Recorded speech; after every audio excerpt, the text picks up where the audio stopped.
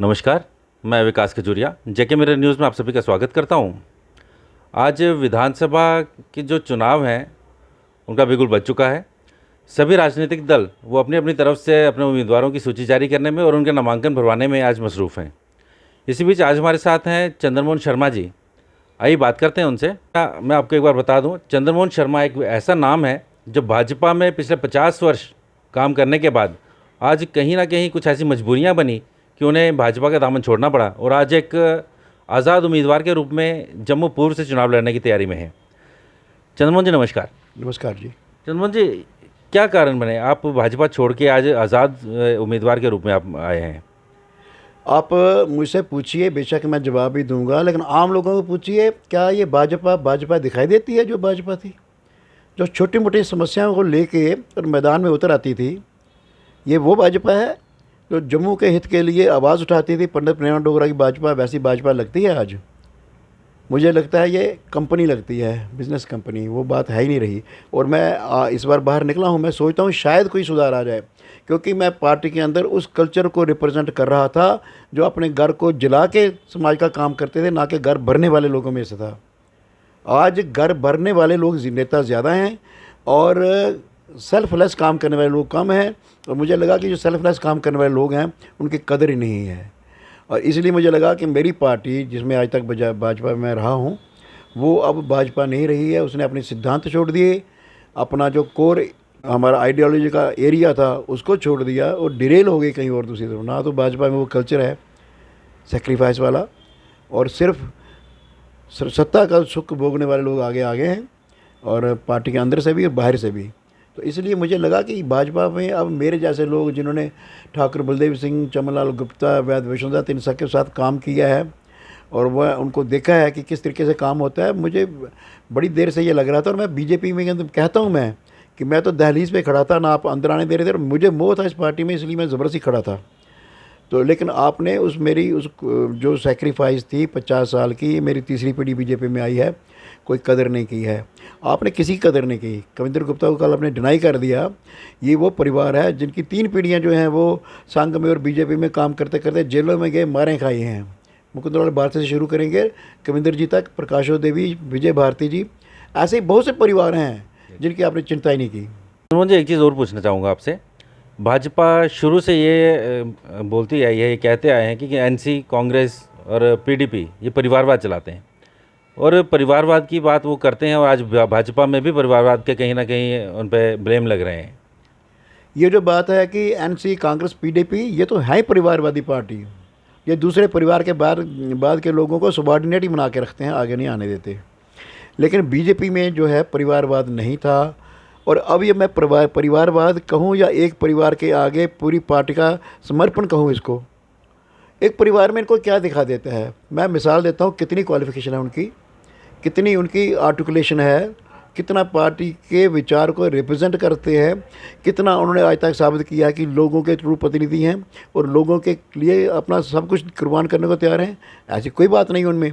फिर हमारे प्रदेश प्रेसिडेंट रविंद्र राणा जी और अशोक कौल जी, दूसरा कोई नाम सुनना नहीं चाहते थे ईस्ट के अंदर। रविंद्र राणा जी एक दिन आए थे मीटिंग में, मैं तो था नहीं वहाँ, बाकी सब सुना रहे थे। आते ही कहा कि इस बार हम सेठी जी को सीट दे दें या उनकी पत्नी को सीट दे दें। क्यों भाई? ये पुराना बीजेपी का गढ़ है, जनता पार्टी जनसंघ का गढ़ है। यहाँ 3-3, 4-4 पीढ़ियाँ हर घर में पार्टी के साथ जुड़ी हुई हैं, पढ़े लिखे लोग हैं, यहाँ से आर्मी जनरल निकले हैं, यहाँ से चीफ जस्टिस ऑफ इंडिया निकले हैं। आपको यही परिवार रह गया? इनकी अब मार्केट में आपने सर्वे नहीं किया कि इनका रेपुटेशन क्या है, लोग इनके बारे में क्या कहते हैं? आपने सीधा इन्हीं को टिकट देनी है। उसमें फिर लोगों को शक होता है कि आप क्यों टिकट इन्हीं को देना चाहते हैं। अब ये जो है ना, इनका ये कुछ लोगों के लिए बड़ा मोह है, संगठन का ध्यान नहीं रखना। संगठन के लिए यूज़फुल कौन है? और इन्होंने जिस प्रकार पुराने लोगों को, खाली पुराने नेताओं को नहीं, खाली मुझे नहीं, इन्होंने पुराने जो शहीद हुए हमारे, मैं बताऊं, आप मीडिया में आप देखिए, आपने देखा कभी इनको 1953 के शहीदों को याद करते हुए? आपने देखा इनको कभी पंडित प्रेमानंद डोगरा, डॉक्टर श्यामा प्रसाद मुखर्जी को याद करते हुए? इलेक्शन दिनों में नाम लेते हैं, 5 साल फिर बिल्कुल नाम नहीं लेते। आपने देखा इनको कभी ठाकुर बलदेव सिंह, चमनलाल गुप्ता, वैद विष्णुदत्त और तो और रविंद्र राणा जी की सुंदरबनी कॉन्स्टिट्यूंसी में 1953 में जो गोली से शेख अब्दुल्ला के शहीद हुए थे हमारे नौजवान, उनका मेमोरियल है। इन्होंने कभी मुड़ के उस तरफ नहीं देखा है, कभी एक हार एक फूल नहीं चढ़ाया। वो मेमोरियल गिर रहा है। आपके पास पैसा था कॉन्स्टिट्यूशन डेवलपमेंट फंड का, आप उसको मेमोरियल को अच्छा करते। जोड़ियाँ वाला कितना अच्छा बना हुआ है, आपने ध्यान नहीं दिया उसको। आप सबसे बड़े शहीद खुद ही थे। मामा बोले अभी भी हुआ है। अभी जो शहीद हुए, जो जल गए, अपने आप को आग लगा के, अभी उनकी राख ठंडी नहीं हुई है। आपने उनका दिन मनाना छोड़ दिया। 1 अगस्त को दिन मनाते थे हर साल। 14 लोग मरे थे वो जान दे के अपनी। और जो भूमि थी अमरनाथ यात्रा भूमि, अमरनाथ भूमि की, उसके लिए सारा संघर्ष हुआ था। जम्मू के लोगों ने 65 दिन बिजनेस बंद किया था, भूखे मरे थे बच्चे लोगों के। और उसके बाद क्या हुआ, आपने उन शहीदों का विचार नहीं किया। आपने उनके परिवार के बच्चों के सिर पर हाथ कभी नहीं रखा। और आज जहाँ मुझे सूचना मिली है, मैं बड़े विश्वास से नहीं कह रहा, कि वहाँ 3 मस्जिदें बन गई हैं जिस जगह के लिए जम्मू के लोगों को आपने संघर्ष करवाया, और आप उसको याद नहीं करते। आपको जम्मू के लोग माफ़ करेंगे जिन्होंने 65 दिन अपने बच्चों के पेट पर पत्थर बांध के गुजारा किया। गरीब दुकानदार, छोटा मुलाजम, चाबे वाला, वो बर्दाश्त कर रहा था। जो वहाँ गोली चली सांबा के अंदर, उन बच्चों की कभी आपने खबर नहीं ली जिनके बाप सिर पर नहीं रहे। वो इस जम्मू के लिए लड़े ना, आप जम्मू के लिए लड़ नहीं रहे। आपको जम्मू का दर्द नहीं पता। आपके यहाँ लोगों के राशन कार्ड नहीं बन रहे 2014 के बाद। आयुष्मान कार्ड क्या बनेंगे उनके, जब राशन कार्ड नहीं होंगे उनके पास। ना बाइफर्केशन हो रही है। आपने कभी आवाज़ नहीं उठाई। आपके यहाँ ओल्ड एज पेंशन बंद हो गई है। बुज़ुर्ग लोग दवाई लेते थे 1000 रुपये की, उनको मिलती, हालांकि देश भर में 3000 है, यहाँ 1000 है। ऐसे कहते हैं सारे देश के कानून लागू हो गए, लेकिन जम्मू के हित की बात आती है वह कानून रह जाते हैं। उनको वो ओल्ड एज पेंशन नहीं मिल रही है। बिजली के बिल इतने, सबसे ज़्यादा बिजली जम्मू कश्मीर में पैदा हो रही है, और हमारी बिजली रोज़ काटी जाती है। इतनी गर्मी है, आँख में चोली बिजली की जा रही है, लोग परेशान हैं, और ऊपर से बिल बड़े बड़े देते हो आप। मैं अपनी तरफ से ये मांग करूँगा, लोग मुझे अधिकार दें कि जो गरीब लोग हैं उनको जनरल एमनेस्टी दी जाए, उनको बिजली का बिल माफ़ किया जाए। और जो दे सकते हैं, उनके अगर ज़्यादा बिल आते हैं तो उनके लिए एक फोरम होना चाहिए जो उसका डिसाइड करे कि बिल ज़्यादा है कि नहीं ज़्यादा है। अपने लोगों के बारे में तो सोचिए, यहाँ के लोगों के सारे सोचिए। जम्मू के लोगों ने खाली कुर्बानियाँ देनी है। जब स्टेट बड़ी थी जनरल जोरावर सिंह के टाइम, तभी हमारे लोगों ने कुर्बानियाँ दी। लगातार कुर्बानियाँ दे रहे हैं। जम्मू के डोगरे बच्चे कुर्बानियाँ दे रहे हैं। आज भी पुलिस में श्रीनगर जो लड़ते मर रहे हैं, ज़्यादातर जम्मू के लोग होते हैं। सेना में जम्मू के लोग होते हैं। पर जम्मू को मिलता क्या है और जम्मू के रक्षक हम बीजेपी वाले थे ना। मैं कहता हूँ मेरे समेत पूरी बीजेपी जम्मू के हितों की बात करने में पीछे रह गई।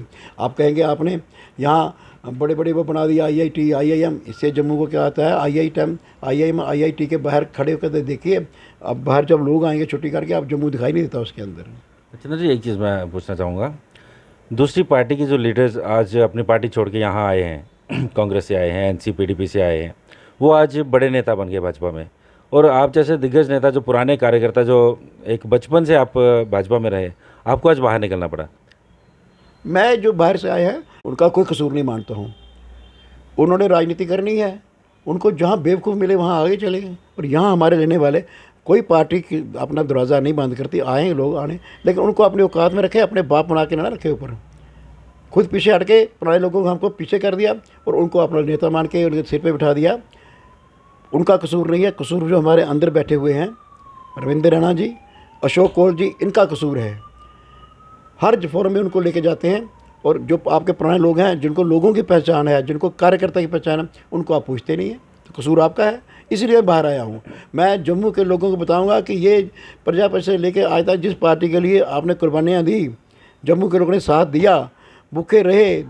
जैसे मैंने बताया 70 दिन रियासी बंद रहा, 63 दिन जम्मू बंद रहा, इतनी कुर्बानियाँ दी। वो आपकी कुर्बानियों को सेल लगा के बेच देंगे, अपनी मैंडेट को आप नीलाम कर देंगे। आप जम्मू के लोगों को जागो। मैं बीच में भी रह के आया हूँ और मैं आपके बीच में रहता हूँ। मैंने हर स्टूडेंट स्ट्रगल की है, स्टूडेंट लीडर भी रहा हूँ। आप एक बार मेरा साथ दीजिए, मैं इस सारी सोच को बदल दूंगा। हर जो योजना होगी केंद्र की, वो जम्मू को ध्यान में रख के होगी। चंद्र जी, एक लास्ट, अब इलेक्शंस के लिए आप जनता से क्या अपील करेंगे? जम्मू से मैं चाहूँगा कि हम अब भावना में ना बहें। हम किसी दल के साथ नहीं जुड़े हुए हैं। बीजेपी के नेता हैं, एक बड़े अच्छे नेता, दुनिया उनको जानती है, उनका नाम है नितिन गडकरी। बीजेपी के अंदर कहा जाता है कि country nation first, party second, in person third. वो कहते हैं nation first, ideology second, party third, individual last. मैं उस बात से सहमत हूँ। आपके बीजेपी में बिना बिना आइडियोलॉजी के जुड़े लोग आ गए हैं और आप आइडियोलॉजी बोल रहे हैं। हम विचार के साथ जुड़े हुए हैं, हमें किसी व्यक्ति से मोह नहीं है, विचार के साथ मोह है। विचार से जुड़े लोगों को विचार के साथ जुड़े रहना चाहिए। अगर पार्टी विचार पे चलती है ठीक, नहीं चलती तो आप विचार के साथ चलने वाले लोगों के साथ चलिए। आप मुझे वोट दीजिए, मैं जम्मू के लोगों की हर समस्या के लिए आवाज़ बनूंगा। जम्मू की तवी के साथ जो बुरा हाल हो रहा है उसके लिए आवाज़ बनूंगा। जम्मू की हेरिटेज तबाह हो रही है। जम्मू में आपने दरबार मूव पहले बंद कर दिया, उसके बाद रेल बाहर जा रही है। जम्मू की इकानमी के लिए बात करूंगा और जम्मू के गरीब और पिछड़े वर्ग के लोगों की समस्याओं के लिए बात करूंगा, मज़दूरों के लिए बात करूंगा, जम्मू के नौजवानों के लिए बात करूंगा। और बात करने के लिए मुझे अगर मोदी जी के घर पे जाना पड़े, मोदी से मेरी पहचान है। जब वो गुजरात के महामंत्री थे, मैं जम्मू कश्मीर का महामंत्री था, हमारा अक्सर संबंध बनता था। मैं उनको भी मिल सकता हूँ। मैं श्रीमती द्रौपदी मुर्मू प्रेसिडेंट के दरवाज़ा खटका सकता हूँ। इसलिए आप एक बार मुझे अधिकार दीजिए। आप देखें कि जम्मू को हेरिटेज सिटी बना के इतना इसको पर्यटक स्थल बना दूंगा कि लोग यहाँ आएंगे आपके देखने के लिए, आपको मिलने के लिए। चंद्र जी, जनता का एक बहुत बड़ा मुद्दा है जो नशा आजकल जम्मू में है, उसके लिए भी आपके लिए कुछ, आपके मैनिफेस्टो में कुछ है? नशाबंदी ने पंजाब को तबाह किया और अब जम्मू को तबाह कर रही है। ये ड्रग्स जो फैली हैं, इसका किंग पिन कौन है? मैं यहाँ से आपके माध्यम से नाम नहीं लेना चाहता, लेकिन जनता का खुद निशानदेही करनी है। कहाँ से ड्रग्स आ रहे हैं, कौन चला रहा है, पुलिस थॉरोड इंक्वायरी क्यों नहीं करती है? मैं आऊँगा तो मैं इंक्वायरी कराऊँगा कि ड्रग्स लेके यहाँ कौन आया है, चिट्टे की पुड़िया लेके कौन आता है, और उनको वहाँ से रोकने के लिए सरकार को मजबूर कर दूँगा। आप एक बार मेरा साथ दीजिए, मेरे हाथ मजबूत कीजिए, देखिए क्या होता है। तो ये थे हमारे साथ चंद्रमोहन शर्मा जी। इन चुनावों को लेकर जनता की क्या राय है, कमेंट बॉक्स में ज़रूर लिखें। अगले अपडेट्स के लिए देखते रहें जेके मिरर न्यूज़। नमस्कार।